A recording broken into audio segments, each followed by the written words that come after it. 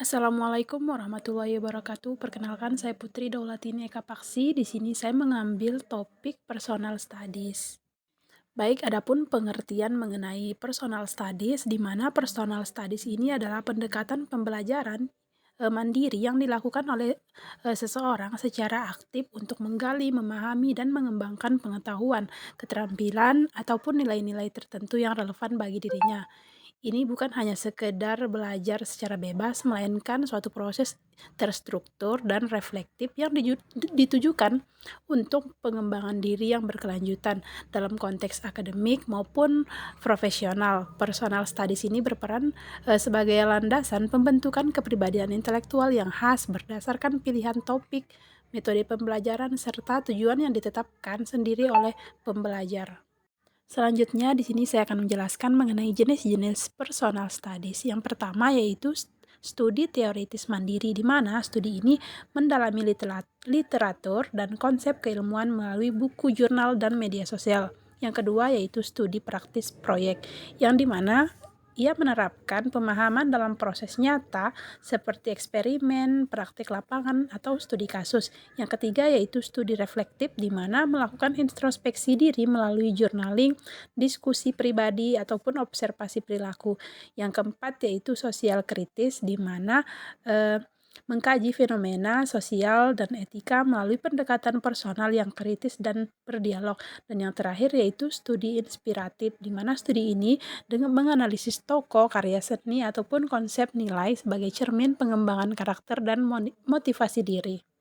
Selanjutnya yaitu konsep dan ciri-ciri personal studies. Yang pertama, adapun konsep utama dari personal studies itu sendiri adalah kemandirian dalam belajar yang bertumpu pada refleksi dan relevansi personal. Dengan ciri-cirinya, yang pertama yaitu mandiri, yang kedua yaitu kontekstual, yang ketiga reflektif, yang keempat terstruktur, dan yang terakhir yaitu adaptif. Selanjutnya, adapun proses pembentukan personal studies ini yaitu melalui yang pertama itu proses identifikasi minat dan tujuan, di mana ia menentukan fokus kajian yang bermakna secara personal. Yang kedua yaitu perumusan pertanyaan kunci seperti apakah yang ingin dipahami atau yang dicapai dari studi ini. Yang ketiga yaitu pemilihan metode dan sumber, di mana ia menentukan strategi belajar seperti membaca, menulis, berdiskusi, ataupun praktik langsung. Yang keempat yaitu refleksi berkata, mengevaluasi pemahaman dan dampaknya terhadap perkembangan diri. Dan yang kelima yaitu dokumentasi dan tindak lanjut yang mencatat proses belajar dan merancang langkah tujuan. Selanjutnya yaitu kajian personal studies, di mana kajian personal studies ini bersifat interdisipliner dan fleksibel. Contohnya kajian energi berkelanjutan, yang dimana studi pribadi tentang potensi pemanfaatan energi terbarukan di komunitas lokal. Yang kedua yaitu kajian pendidikan etis, di mana ini menelusuri nilai-nilai moral dalam pendekatan pembelajaran. Yang ketiga yaitu kajian teknologi pendidikan, ini mengeksplorasi media digital dalam meningkatkan kualitas pembelajaran bahasa Arab. Dan yang terakhir yaitu kajian karakter tokoh publik, ini mengkaji mengenai kepribadian, keputusan, dan cara berkomunikasi tokoh inspiratif sebagai pembelajaran nilai.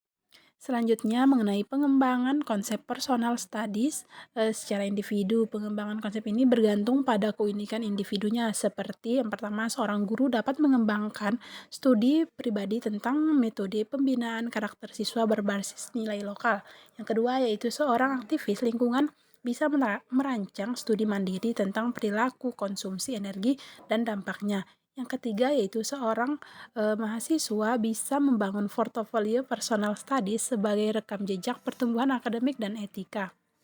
Selanjutnya, analisis konsep personal studies, di mana konsep ini mempresentasikan pergeseran paradigma belajar dari eksklusif dan terpusat ke arah yang inklusif dan personal.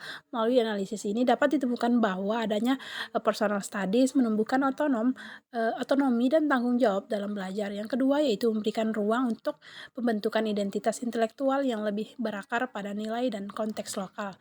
Yang ketiga yaitu memperkuat kemampuan metagnotif dan pengambilan keputusan yang beretika.